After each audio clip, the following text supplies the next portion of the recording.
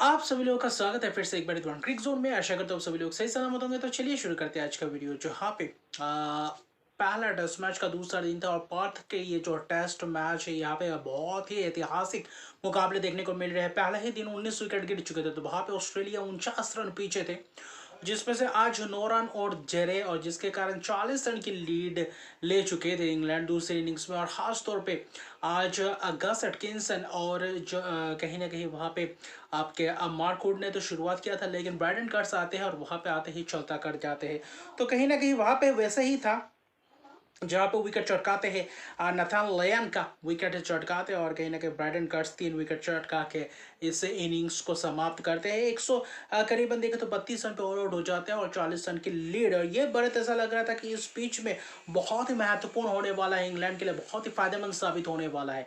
शुरुआत में ही Mitchell Starc आते ही पहले ही ओवर में इस इनिंग्स में भी चलता है, वो भी जैक क्रॉली, जो पहले इनिंग्स में शून्य पे चलते बने थे, दूसरे इनिंग्स में भी वहां पे शून्य पे चलते बने, यानी कि डक पेयर में चलते बने। इस सीरीज का आगाज कुछ खास नहीं जैक क्रॉली के लिए, और पहले ही ओवर में कॉटन बॉल जबरदस्त वो कैच पकड़ा, फॉलो थ्रू में बेहतरीन अंदाज में मिचेल स्टार्क ने इस मैच में पूरी तरीके से अपना लोहा मनवाया। और कहीं ना कहीं वो जो दबदबा दिखा था, भले ही हैजलवुड कमिंस ना हो, एक कहीं ना कहीं बात चल रही थी कि इंग्लैंड भले ही पैट कमिंस और कहीं ना कहीं हैजलवुड ना हो और पहले मैच में अपने आप को मौका देंगे एक बहुत ही ज़बरदस्त अंदाज में मैच जीतने के लिए, लेकिन यहाँ पे ज़बरदस्त ऑस्ट्रेलिया ने भी दूसरे इनिंग्स में वही घातक अंदाज में गेंदबाजी करते हुए नजर आए। हालांकि थोड़ा बहुत पार्टनरशिप बनता हुआ दिख रहा था डकैट और ओली पोप के बीच, वहां पे 65 रन की एक साझेदारी बनी थी दूसरे विकेट के लिए, जहाँ पे स्कॉट बॉलैंड ने भी वही स्पेल डाला था। फिर कहीं ना कहीं वहां पे मिचेल स्टार्क ने एक लंबा स्पेल डाला, 5-6 ओवर का स्पेल एक डाला। फिर वहां पे आपके गेंदबाज अब बदले गए, ब्रैंडन डॉगेट आए थे, फिर बॉलैंड। तो कहीं ना कहीं वहां पे लंच तक वही रहा और उतना खास नहीं। और लंच के बाद आकर जहां पे मैच फंसा, खास तौर पे वो 17वें ओवर से जो मैच का रुख पलटा है, वहां पे 2 ओवर कैमेरून ग्रीन को दिए थे, और उसके बाद जब बॉलैंड और स्टार्क ने गेंदबाजी को वो जो स्पेल किया था, उस दौरान वो जो 3-4 ओवर का स्पेल था, वहां पे कहीं ना कहीं दबोच के रख दिया था इंग्लैंड के बल्लेबाजों को, और वहां पे मुश्किलात खड़ा कर दिया था। 17वां ओवर वहां पे बैन डॉकेट को चलता करते हैं स्कॉट बॉलैंड, हल्का सा एज, वहां पे कैच और जबरदस्त बाउंस भी मिल रहा था, और कहीं ना कहीं वहां पे वही लेंथ का इस्तेमाल कर रहे थे, और वहां पे एजेस और वहां पे स्लिप में कैच पकड़ते हुए जा रहे थे। 28 रन बनाए थे। फिर क्या, फिर वहां पे जो रूट आते हैं मिचेल स्टार्क प्लेड ऑन, वहां पे रूट और क्या खूबसूरत अंदाज में वो बोल्ड करते हुए नजर आए। फिर वही रहा सिलसिला, वही आ रहा। एक ओवर में हैरी ब्रूक को भी और ओली पोप को भी चलता करते हुए नजर आते हैं। वहाँ पे ओली पोप को 33 रन बनाते हैं, और क्या ज़बरदस्त वो कैच पकड़ते हैं, हल्का सा एच, वहाँ पे कैच। फिर हैरी ब्रूक आते हैं ख्वाजा स्लिप में, वहाँ पे कैच। तो वैसा अंदाज दे रहे सभी स्लिप या कीपर के दरमियान वहाँ पे कैच पकड़ते हुए नजर आते गए, वहाँ पे लहराते गए, और हल्का सा एच, और वहाँ पे पूरी तरीके से धराशायी कर दिया। 65 पे दूसरा विकेट गिरा था, और कहीं ना कहीं आते आते 88 पे 6 विकेट, यानी कि 5 विकेट सिर्फ और सिर्फ 20-22 रन के अंदर अंदर गिर चुके थे। तो कहीं ना कहीं वो कोलैप्स दिखाई दिया, और वो इंग्लैंड जो एक अच्छी खासी परिस्थिति में दिख रहे थे, जहां पे 1 विकेट से 100 रन के ऊपर लीड ले चुके थे, वहां पे एक ऐसा कोलैप्स आता है, और वहां पे वो जो स्पेल आता है मिचेल स्टार्क और स्कॉट बॉलैंड, वो पूरी तरीके से धराशायी कर देते हैं। स्टोक्स भी कुछ खास नहीं अंदर आते हुए गेंद, वहां पे कहीं ना कहीं स्टोक्स को चलता है कि स्लिप में कैच, और सभी स्लिप और वॉक कीपर के दौरान कैच। जेमी स्मिथ भी आए थे, ब्रेंडन डॉकेट को लाए, डॉकेट हालांकि डाउन द लेग जाता हुआ, वहां पे एक कंट्रोवर्शियल विकेट था, जो बल्ले के पास से गेंद गुजरा, वहां पे हालांकि ऑनफील्ड अंपायर ने आउट नहीं दिया, रिव्यू लिया था, तो रिव्यू में वहां पे आउट दिया गया। थर्ड अंपायर द्वारा कि वहां पे जब बल्ले को क्रॉस कर रहा था, तब कोई वहां पे स्निकोमीटर पे कोई भी हलचल नहीं था। उसके बाद दूसरे फ्रेम में हलचल था, लेकिन वो हलचल किस चीज के था वो पता नहीं था, लेकिन फिर भी आउट दिया गया। तो वहां पे वो कंट्रोवर्शियल वो विकेट था, थोड़ा बहुत क्राउड गहमाया हुआ था।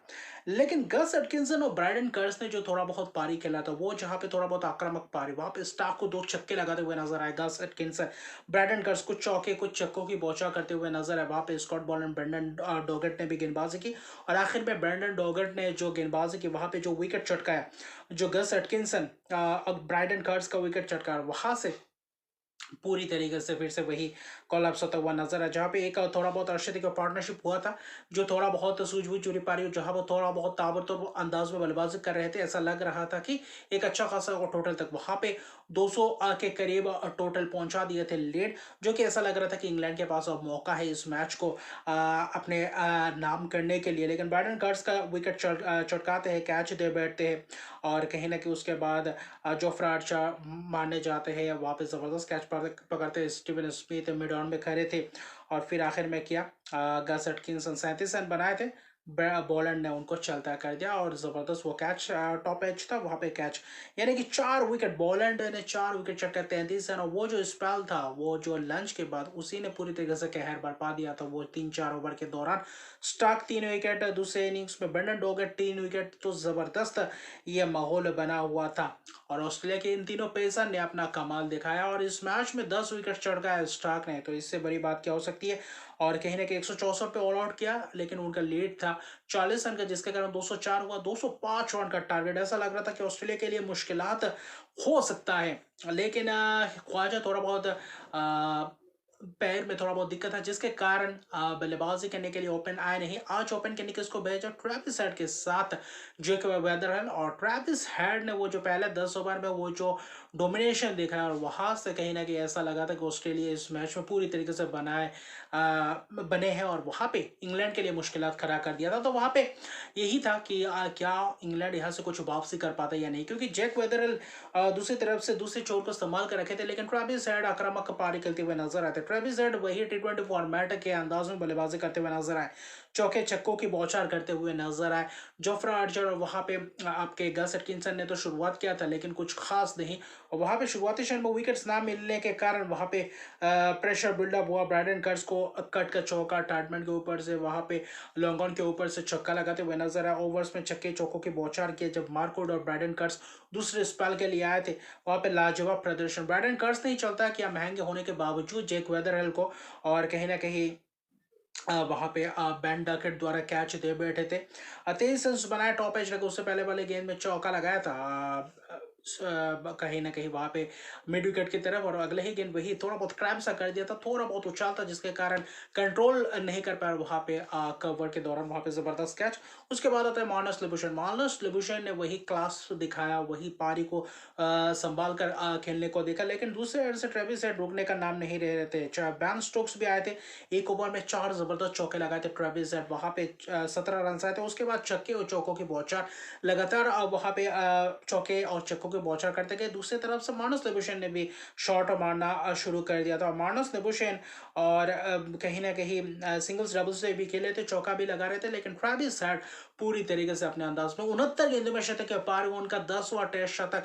और क्या बहुत ही जबरदस्त मौके पे आया, जहां पे आप 205 रन चेज करें, जहां पे 2 दिन में कहीं ना कहीं आप 20-21 विकेट गंवा चुके, और वहां पे एक ऐसा चेज करना, और वो भी डोमिनेटिंग अंदाज में, तो लाजवाब। इससे बड़ी उपलब्धि क्या हो सकती है। बाद में जोफ्रा आर्चर और गस एटकिंसन को तो लाए तो थे, लेकिन कुछ खास नहीं, तब तक काम तमाम कर चुके थे। हेड हालांकि चक्का मारने के कारण टॉप एज लगा, अपना कैच दे बैठे, आखिर में वो शतक के पारी 123 रन की शानदार शतक के पारी खेलकर विकेट अपना गंवाया, लेकिन मैच पूरी तरीके से कब्जे में था तब तक। और आखिर में क्या था, लबुशेन ने भी छक्का लगाकर अपना अर्शदीप का पारी पूरा किया। कप्तान ने भी वही सिंगल लिया, और कहीं ना कहीं स्टीवन स्मिथ बतौर कप्तान फिर से वही ऑस्ट्रेलिया के लिए इस एशेस में 1-0 की बढ़त लाकर खड़ा कर देते, जहां पे एक लीड ले लेते हैं। एक अच्छी खासी लीड इस पिच के हिसाब से, पिच उतना खराब नहीं था, लेकिन थोड़ा बहुत हड़बड़ाहट के कारण, वहां पे पार्टनरशिप्स ना लगाने के कारण, वहां पे थोड़ा बहुत जल्दबाजी करने के कारण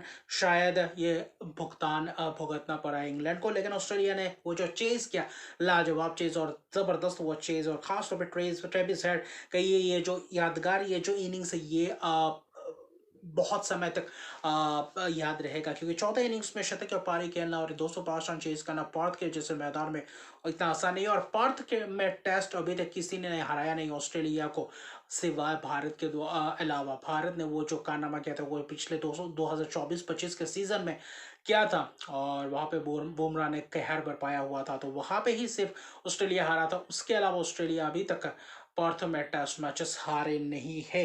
और अर्शदीप के पहले लेबुशन नाबाद रहते हैं और आखिर में 2 विकेट ही जाते हैं, 205 रन, और आज ही मैच खत्म कर जाता है। अभी 5-10 मिनट बाकी था तो उससे पहले मैच खत्म कर गया, क्योंकि ट्रेविस हेड की वो जो प्रदर्शन था, 83 गेंदों में 123 रन की वो जो शतकीय पारी, जहाँ पे 4 छक्के 16 छक्के लगभग 150 के स्ट्राइक रेट से, इससे बड़ी प्रदर्शन क्या हो सकता है। जैक वेदरल ने भी अच्छी खासी योगदान दिया, 23 रन से डेब्यूटेंट ने, लेकिन जबरदस्त प्रदर्शन, 2 विकेट बैट एंड कट्स।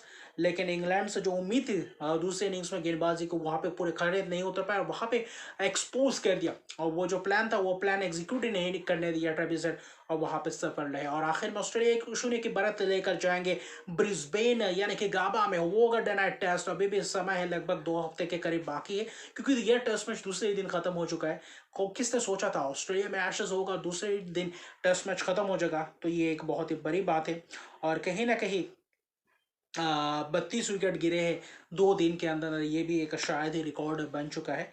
लेकिन ऑस्ट्रेलिया 8 विकेट से जीते और एशेज की आगाज 1-0 की लीड से ले जाते हो। तो स्टीवन स्मिथ शानदार कप्तानी, शानदार इस वापसी करवाया उनके गेंदबाज, और स्टार्क अकेले ही पूरी तरीके से इस गेंदबाज के भार को संभाल कर ले गया, और सेकेंड इनिंग्स में स्कॉट बॉलैंड की प्रभाव पूरी तरीके से दिखाई दिया। तो अभी के लिए इतने, अगर मेरे चैनल को सब्सक्राइब नहीं किया तो मेरे चैनल को सब्सक्राइब कर दीजिए, लाइक शेयर कमेंट जरूर कीजिए। तब तक के लिए गुड बाय।